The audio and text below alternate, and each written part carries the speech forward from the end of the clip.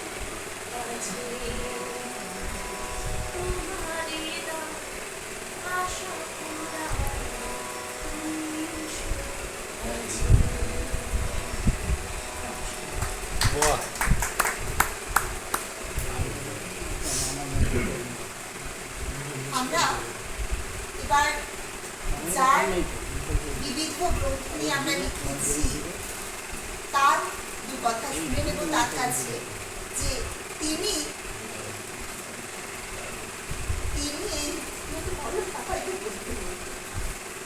তার কি মনে হয়েছে যে আমরা যে নানান দিকগুলি যে ভেবেছি সে বিষয়ে বিষয় ডক্টর অশোক কুমার মিশ্রের যে মনোভাব, তিনি কি ভাবছেন, তার ভাবনার কথা আমরা শুনে নেব এখন তার কাছ থেকে। আমরা কি ভাবলাম কি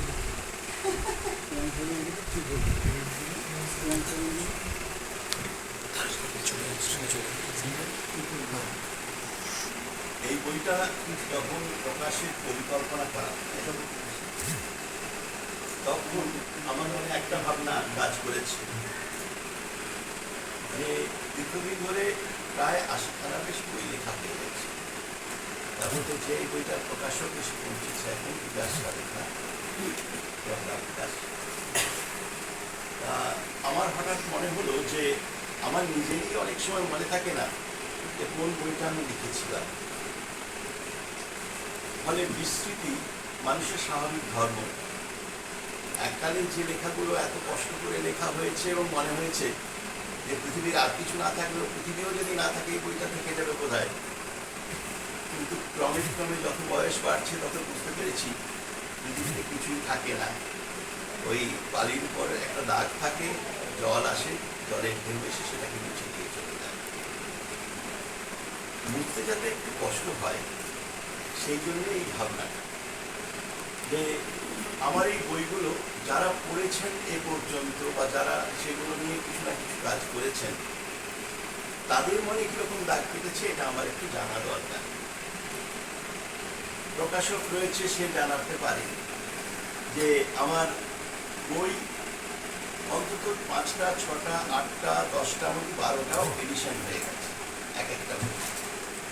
ফলে বইগুলো যে ছাত্রছাত্রীর প্রয়োজনীয় বলে মনে হয়েছে এবং তাদের কাছে কিছুটা কাজের বলে মনে হয়েছে এটা অন্তত ধরে নিতে পারি, অনুমান করে নিতে পারি, সত্য মিথ্যা জানি না। কিন্তু বাস্তব হচ্ছে এইটাই যে সেই বইগুলো চলেছে। যেমন আমার এক প্রকাশক রবীন্দ্র লাইব্রেরি অমিতবাবু, তিনি দীর্ঘদিন ধরে তার সঙ্গে স্কুলের বই নিয়ে কাজ করেছিলাম। মাঝখানে করোনা পিরিয়ডের সময় থেকে কিছুদিন বন্ধ ছিল। হঠাৎ একদিন বাড়িতে এসে বললেন, স্যার আরেকবার একটু গরম ধরতে হবে, ওইটা আমি আবার নতুন করে চালু করবো ঠিক করেছি। দেখা গেল শুরু করতে না করতেই বই দিয়ে দিতাম। বিশাল ফার্ম, ওদের পক্ষে কাজ করা অনেক সহজ, খুব তাড়াতাড়ি কাজ করতে পারেন, করেছিল। এই যে ব্যাপারগুলো তখন আমার মনে হলো যে সিরিয়াস যে বইগুলো রয়েছে, ধরুন গবেষণাধর্মী আমার বই আছে অন্তত 20টা বই, যেগুলো রিসার্চ ওরিয়েন্টেড বই, এবং তার মধ্যে 4-5টা তো আছে যেটা মনে হচ্ছে হয়তো আরো 2-4 বছর আমি চলে যাওয়ার পরেও থাকলেও থাকতে পারে। এখন সেই বইগুলো সম্পর্কে বিভিন্ন লেখকেরা কি মনে করেন, বিভিন্ন অধ্যাপকেরা কি মনে করেন, মানে একটু জানা দরকার আছে। মেয়েরাও দুজন আপনাদের শুভেচ্ছায় আশীর্বাদে অধ্যাপনা লাইনে এসেছে। দুজনেই নিজের নিজের জায়গায় রয়েছে, দুজনেই লেখালেখি করে। একজনের 5খানা বই হয়ে গেছে বড়, আর ছোটরও একটা বই বেরিয়ে গিয়েছে।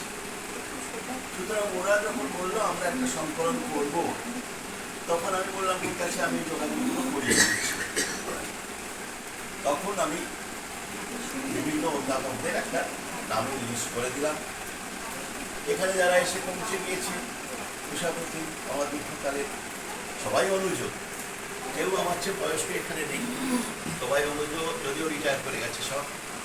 আমার অত্যন্ত জুনিয়র ভ্রাতৃপ্রতিম একদম সাগর ওখানে রয়েছে, তারপরে রূপময় আছে, এরা সব আছে। এবং এই দুজন তো আমার যখন স্কুলের যে রেগুলারশিপ চালিয়েছে আমি প্রায় 16 বছর, সেই সময় এরা আমার কাছে নিত্য সঙ্গী ছিলেন। আমাদের সুখ দুঃখের যে সাথী যাকে বলা হয়, একটা স্কুলেরই দুজন টিচার, বেবি হাই স্কুলের ছাত্র। ফলে এদের কথা আমার মনে হলো এরা আমাকে কি ভাবতো এবং আমার লেখার সম্পর্কে কি ভাবতো, এটা একটু কেটে নেওয়া দরকার আছে। অনেকেরই বই বেরোয়, মৃত্যুর পর বেরোয় স্মারক চিহ্ন হিসেবে, কিন্তু আমার মনে হলো যে বেঁচে থেকে একটু জেনে যেতে চাই যে ভালো লাগলে ভালো, মন্দ লাগলে মন্দ। তাদের মধ্যে উষাপতির মতো মানুষ রয়েছে যারা যথেষ্ট স্পষ্ট বক্তা, সরাসরি বলে দেয় ভালো অথবা মন্দ, এই হচ্ছে ব্যাপার। সেই ভরসায় ঠিক করলাম। তারপর দেখলাম আমার একটু জুনিয়র প্রেসিডেন্ট, আমাদের ক্যালকাটা ইউনিভার্সিটির হেড তরুণ, সে বললো আমি লিখব। তারপরে তার ছেলে বিকাংশ প্রেসিডেন্সি কলেজে, সে বললো লিখব।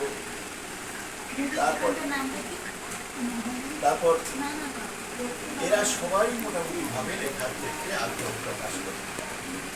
আমার লেখার যে মূল থিমটা ছিল এইটাই, যে প্রত্যেকে একটা বই সম্পর্কে লিখে। আমরা জানি জীবনী সাহিত্য ধরনের বই অনেক রয়েছে, জীবন ও সাহিত্য। একজনের জীবনী বেরোলো, তারপর তার লেখা নানান ধরনের লেখার সম্পর্কে কি কি ভাবছেন সবাই সেই সম্পর্কে লেখা। কিন্তু আমি সেরকম জিনিস করতে চাই না, কারণ প্রত্যেকটা বিষয়ে আমার মতো 500খানা করে বই আছে। কবিতার বই, গল্পের বই থেকে শুরু করে সমালোচনার বই এবং অন্যান্য সব ব্যাপারেই বই আছে। এবং শেষ পর্যন্ত এতে পাল্লায় পরে আত্মজীবনীও লিখতে হয়েছে। আত্মজীবনী এবং কিছুদিন আগেই যেটা প্রকাশিত হয়েছে সেটা হচ্ছে আমার পূর্বপুরুষদের জীবনী সংক্রান্ত যে সমস্ত বইপত্র, সেইটা একটা বের করেছি, পিতৃপুরুষেরা নাম দিয়ে। এবং এখন এই ধরনের লেখা চলছে, আবার নতুন প্রকাশক আসছেন, সেই নতুন প্রকাশকের চাপে আবার নতুন ধরনের বই লিখতে হয়েছে। মা শারদা সম্পর্কে লিখেছি, শ্রী শ্রী রাম ঠাকুর সম্পর্কে লিখেছি, সব বই বেরিয়ে গেছে এইগুলো। এবং এখন নতুন যে বই একটা লেখার জন্য আমাকে ভীষণভাবে চাপ দিয়েছেন, সেটা হচ্ছে চাণক্য। চাণক্যের জীবন কথা খুব কম জানা গেছে। তার অর্থশাস্ত্রের কথা সবাই বলে থাকে, কিন্তু অর্থশাস্ত্রে কি আছে সেই কথা বলা বড় মুশকিল।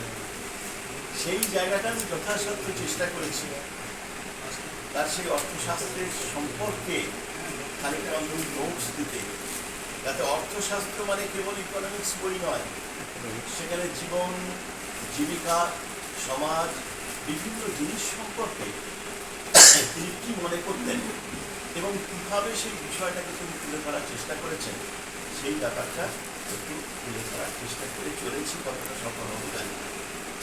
এবং শেষে রঙ্গলালের মতো কবি তারা বেশ কিছু শ্লোকে বাংলায় কবিতায় অনুবাদ করেছিলেন। আমার যেগুলো মনে হয়েছে যে এই চাণক্যের যে চাণক্য শ্লোক, সেই শ্লোকে যেগুলোকে অন্তত আমাদের জীবনে এখন ভীষণভাবে প্রয়োজনীয়, সেগুলোকে যদি সম্ভব হয় কাব্যানুবাদ করে তার প্রকাশ করা, সংস্কৃত সহ কাব্যানুবাদ করে দেওয়া। এইভাবে বইটা মোটামুটি পরিকল্পনা করে চলেছি। এখন এই বইটা বেরিয়েছে, বইটা হাতে তুলে দেওয়া হবে, তারপর সবাই বুঝতে পারবেন যে বইটার মধ্যে আরও কিছু আছে অথবা নেই।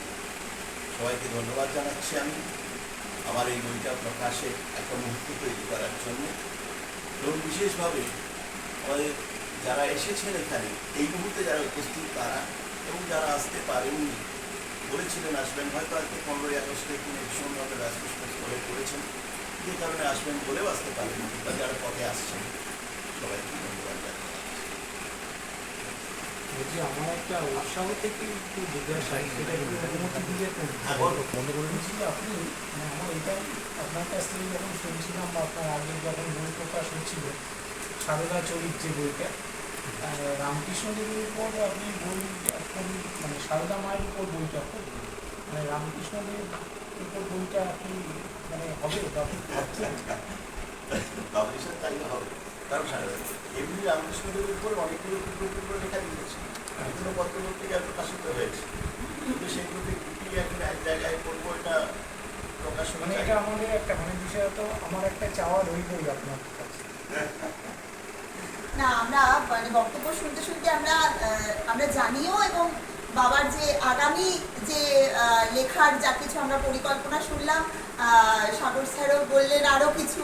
তো এইরকমভাবে আমরা দেখি যে আদ্যন্ত আমরা দুই বোন ছোটবেলা থেকে যেটা দেখেছি যে অধ্যাপনার পাশাপাশি বিবিধ নানান রকম সমাজসেবার মূলক কাজের পাশাপাশি মানে কলম, পেশা, নেশা, ভালো লাগা, ভালোবাসা, এই মানুষটার যা কিছু সব হচ্ছে ওই মানে বই কেন্দ্রিক, নিজের লেখা কেন্দ্রিক। মানে আমরা ছোটবেলা থেকে দেখেছি যে কোথাও বেড়াতে যাই, ফিরে টেবিলে এসে বাবা লিখতে বসছেন।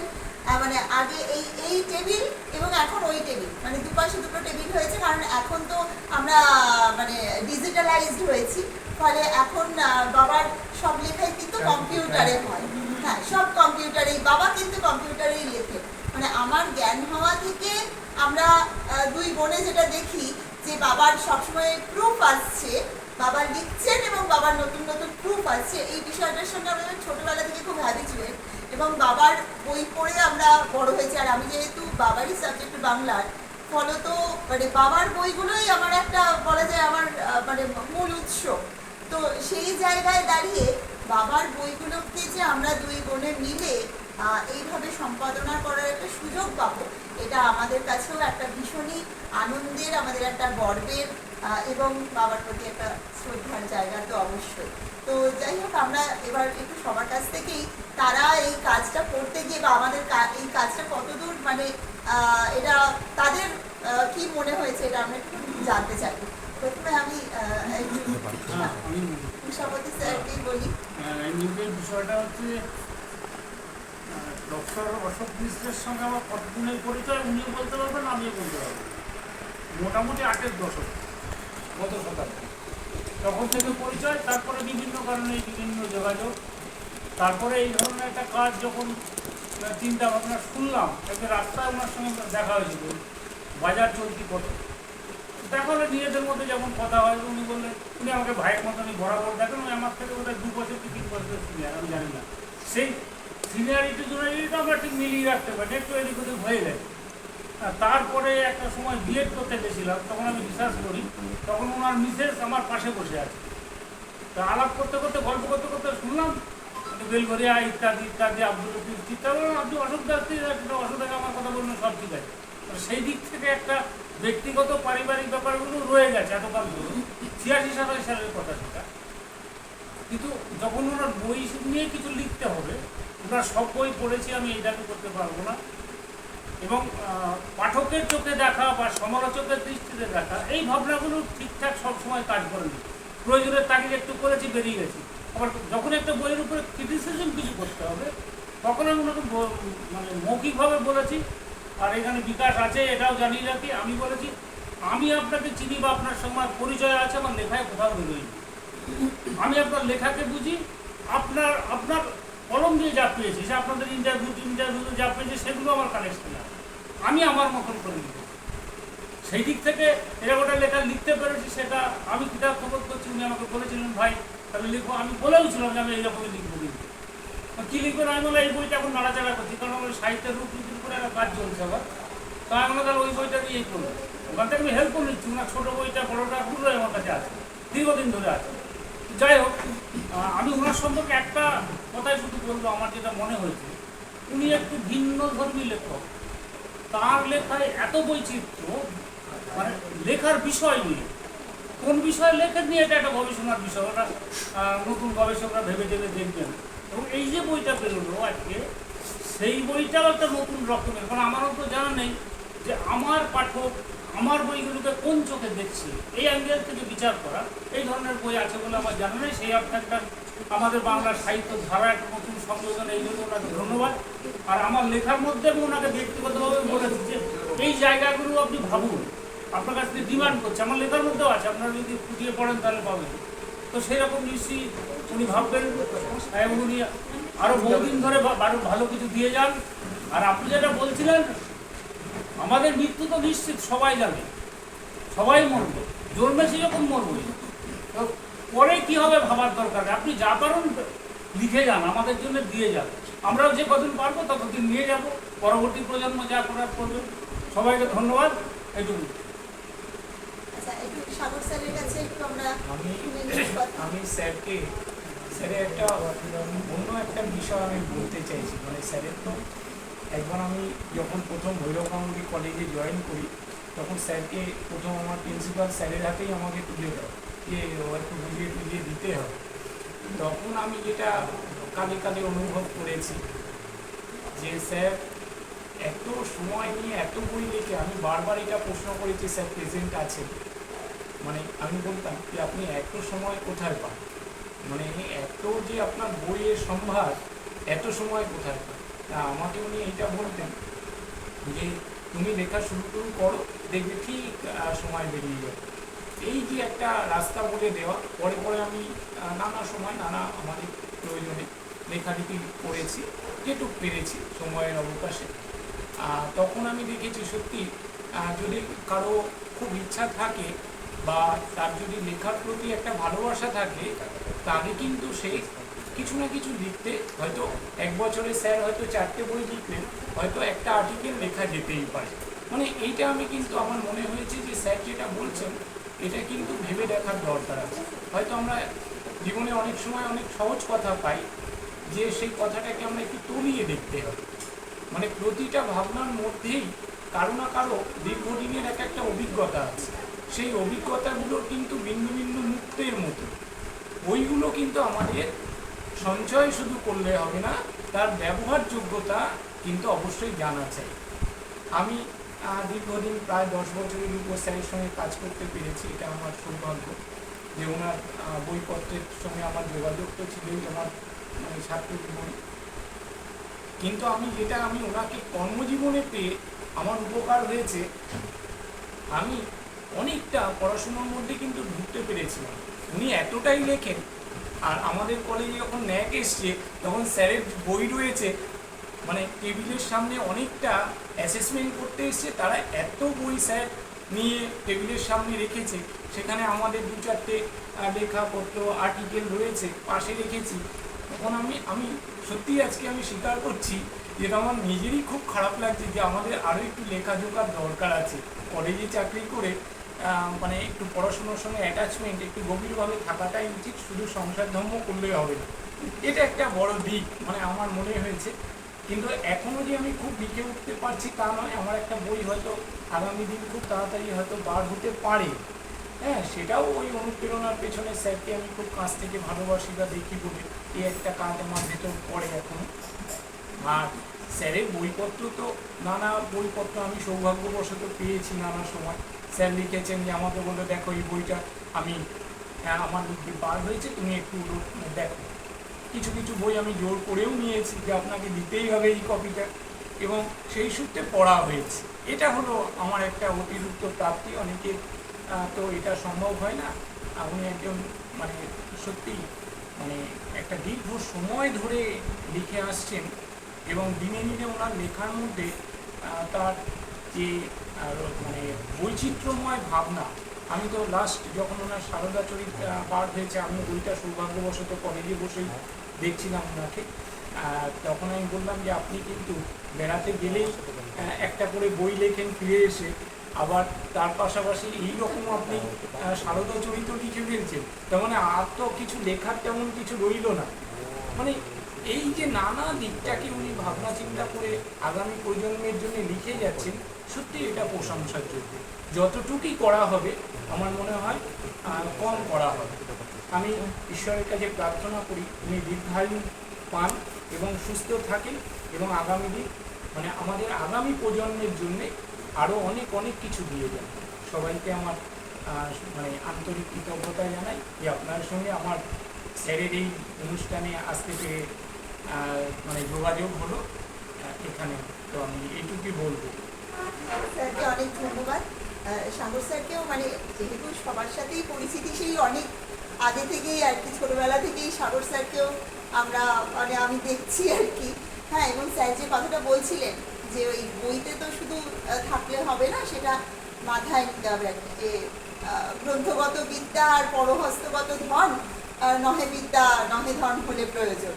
তো সেই আমরা বাবার ছোটোবেলা থেকেই আমার একটা প্রশ্ন ছিল যে এই যে এত বই সব তোমার পড়া, বা এই যে তুমি লিখছো, এই এত লিখছো, মানে চোখের সামনেই দেখা, কিন্তু একটা ভারী একটা অদ্ভুত একটা প্রশ্ন সবসময় আর কি নিজের মধ্যে ছিল। কিন্তু তার প্রশ্নের উত্তরটাও নিজের চোখের সামনেই দেখতে পেতাম যে কতটা ডেডিকেশন, যে সব সময় তিনি লিখতে পারছেন, লেখার মধ্যেই তার আনন্দ, মানে সেটাই তার অবসর যাপনটাই হচ্ছে লেখা।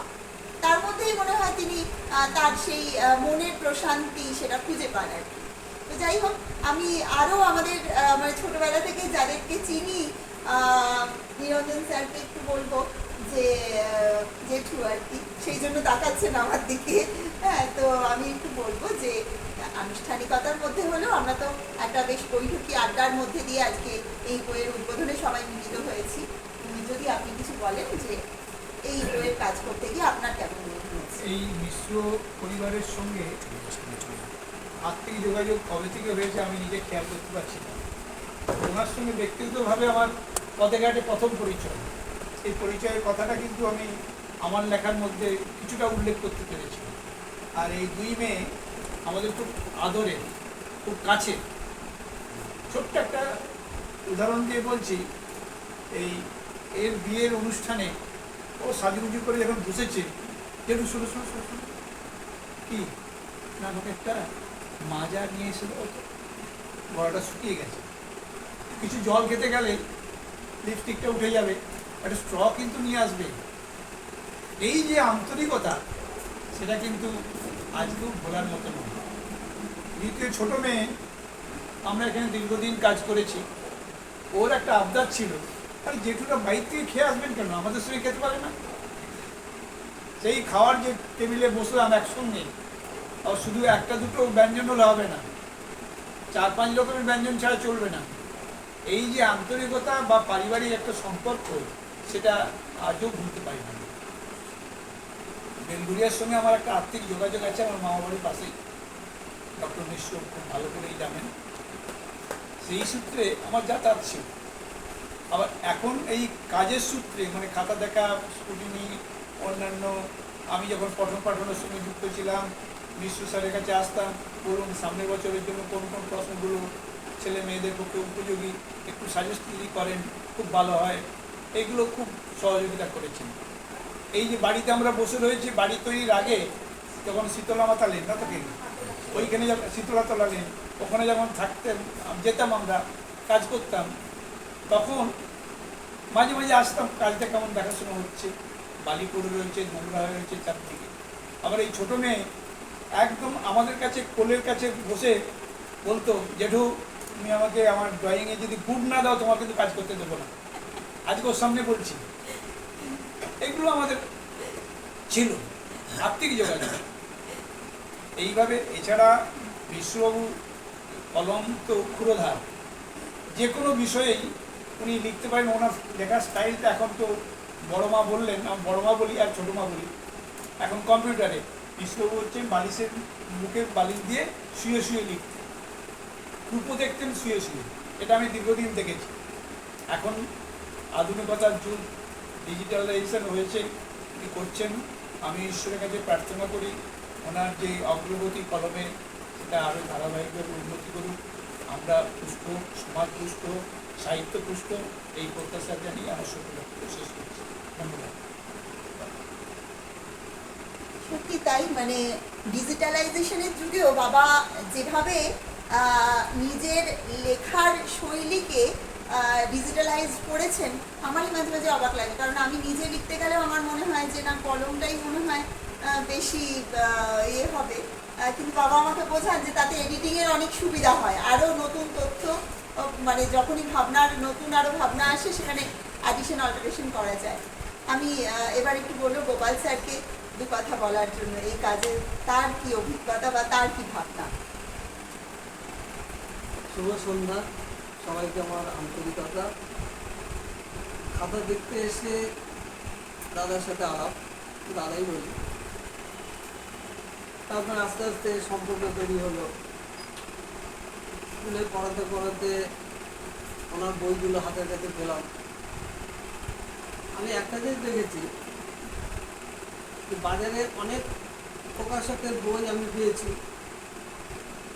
ছায়া প্রকাশনী পেয়েছি, জয়দুর্গা লাইব্রেরি পেয়েছি, আরও বিভিন্ন প্রকাশকের পেয়েছি। তার মধ্যে রবীন্দ্র লাইব্রেরিতে যখন উনি বিশেষ করে স্কুল পাঠ্য বইগুলো করছিলেন, সেই বইগুলো আমরা স্কুলে পড়ানোর সময় আমাদের বিভিন্ন বইগুলো ঘাটাঘাটি করতাম, দেখতাম যে কোন বইটা পড়লে ছাত্রদের উপকার হয়। আগে আমরা পড়ে নিতাম, বলতাম ওদেরকে, ওরা আমাদের কথা রাখত, বলছি স্যার এই বইটা কিন্তু ভালো লেগেছে, এই বইটা কিন্তু ভালো লেগেছে। যেমন উনি যখন কোনো নোট বই লিখতেন, আগের নোট আর এখনকার নোটের মধ্যে তো অনেক ফারাক আছে। এমন সুন্দর সাজিয়ে গুছিয়ে উত্তরগুলো করা, অনেক নোট বই বাজারে আছে যার মধ্যে শুরু হলো আর শেষ হলো, মাঝখানে কোনো উদ্ধৃতি নেই, বইয়ের কোনো টাচ নেই, যেগুলো ছাত্রদেরকে ভালো নাম্বার পাওয়ার জন্য সাহায্য করে। তো সেটা উনি নিজে থেকেই করে দিতেন, আমাদেরকেও খাটতে হতো না, ছাত্রদেরকেও খাটতে হতো। বরং আমরা যখন ক্লাসে পড়াতাম আমরা আরও বেশি সমৃদ্ধ হতাম ওনার বইগুলো পড়ে। ওনার ব্যাকরণ বইও স্কুলে পাঠ্য হয়েছিল, আমার স্কুলে পাঠ্য হয়েছিল, হিন্দু স্কুলে হয়েছিল। নবম দশম তখন বোধহয় একসাথে ছিল। তারপরে মাধ্যমিকের নোট বই হলো, উচ্চ মাধ্যমিকের হলো। আর সবচেয়ে বেশি বাজারে যেটা সুনাম অর্জন করেছিল, ওনার সব বই সুনামের অধিকারী, কিন্তু যে বইটা সবচেয়ে ছাত্রদের মধ্যে দাগ কেটেছিল, তখন তো সাহিত্যের ইতিহাস মানেই অসিত বন্দ্যোপাধ্যায়, কিন্তু অসিত বন্দ্যোপাধ্যায়ের সাহিত্যের ইতিহাসের বই স্কুলের ছেলেমেয়েদের মানে দাগ কাটার মতো নয়। স্কুলের ছেলেমেয়েদের মানে দাগ কাটার মতো যে বই, সেটা হচ্ছে সামনে যিনি বসায় রয়েছেন অশোক কুমার মিশ্র, তার বইটা। এবং কলকাতার কলেজ স্ট্রিট পাড়াতে নামই হয়ে গেল অশোক কুমার মিশ্র মানে সাহিত্যের ইতিহাসের স্যার। এবং সেই বইটা এমন কোনো, আমাদের পশ্চিমবাংলায়, উত্তরবঙ্গ এবং দক্ষিণবঙ্গ, এমন কোনো স্কুল ছিল না যে স্কুলে 10টার মধ্যে 9টা স্কুলে ওই বইটা পাঠ্য হয়নি। রবীন্দ্র লাইব্রেরি প্রকাশনায় সেই বইটা এমন সুন্দরভাবে বইটা হয়েছিল। আর তার পাশাপাশি আরেকটা বই ছিল বিড়ি, কিন্তু সেই বইটার থেকে ওনার বইটা, হ্যাঁ, দাদার বইটা এত সুন্দর যে একদম কমপ্যাক্ট সাজানো, কতটুকু লিখতে হবে ছাত্রদের, এক্সট্রা আবার কি যোগ করতে হবে সেটাও ছিল সাথে। এত অপূর্বভাবে ওই বইটা আমরা পড়াতে গিয়ে যখন পেয়েছিলাম, আমরা নিজেরাও সমৃদ্ধ হয়েছি, ছাত্ররাও উপকৃত হয়েছে। এই বইগুলির কথা আমি বিশেষ করে বলছি। আর একটা সময় আমাদের এইচএস সেকশনে ভাষা ছন্দ এসেছিল, তো সেই ভাষা ছন্দের স্বল্প সময়ের জন্য এসেছিল। তখন কিন্তু ওনার তো ভাষা ছন্দের বই ডিগ্রি কোর্সে আছে, সেইখান থেকেও আমরা পেয়েছি। তারপর ওই বইগুলোর মধ্যে এলো, এবং ওনার এই স্কুল পাঠ্য বইগুলো পড়ে ছাত্ররা কতটা সমৃদ্ধ হয়েছে জানি না, শিক্ষক হিসাবে আমরা অনেক বেশি সমৃদ্ধ হয়েছি। এবং ওনার কাছ থেকে সবসময় আমি অনুপ্রেরণা পেয়েছি। এবং ওনার হাতে কলমে আমি কিছুটা তৈরিও হয়েছি। যেমন উনি যখন একাডেমিশিপ ছেড়ে দিলেন, সেই দায়িত্বটা আমার ঘাড়েই পড়েছে। আলম দিয়ে, দাদা আমি এটা পারবো? বলে না না, তুমি পারবে, তুমি পারবে। এবং উনি আমাকে অনেক রকমভাবে সাহায্য করেছেন। কাজেই আমি ঈশ্বরের কাছে প্রার্থনা করি উনি আরও নতুন নতুন কিছু আমাদের সামনে নিয়ে আসুন, আমরা একটু সমৃদ্ধ হই। কারণ আমাদের তো লেখার সেই ক্ষমতা নেই, পড়ে যদি আমরা যদি উপকৃত হতে পারি। এইটুকুই বললাম, আমি যতটুকু আপনাকে বুঝতে পেরেছি। তবে আপনার যে একটা রিসেন্ট ভিডিও আমি পেয়েছিলাম আত্মজীবনীর উপর সম্ভবত, সেইটা পড়ে, সেইটা আমি শুনে আমি খুব বেশি অনুপ্রাণিত হয়েছি। আমি অনুপ্রাণিত হয়েছি যে এত সুন্দর করে একটা জীবনী মানুষের সামনে তুলে ধরা যায়। দারুণ লেগেছে আমার। বলতে পারছি, হ্যাঁ ওকে দিচ্ছি, ওকে আমি আলাদা করে একটা ক্লিপ পাঠিয়েছিলেন আপনি, ওটা আমি চা, দেখেছি। চিনি দেওয়া চা নেবেন? আমি এইটুকুই বুঝতে পেরেছি, এখনো সমুদ্রকে তো মাপা যায় না, সমুদ্রকে কখনো মাপা যায় না, আমি এইটুকু মাপতে পেরেছি।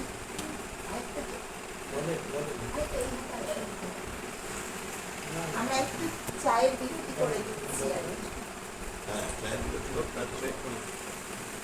এবার দাদা বলবেন যে আমি ঠিক বললাম ঠিক করলাম না।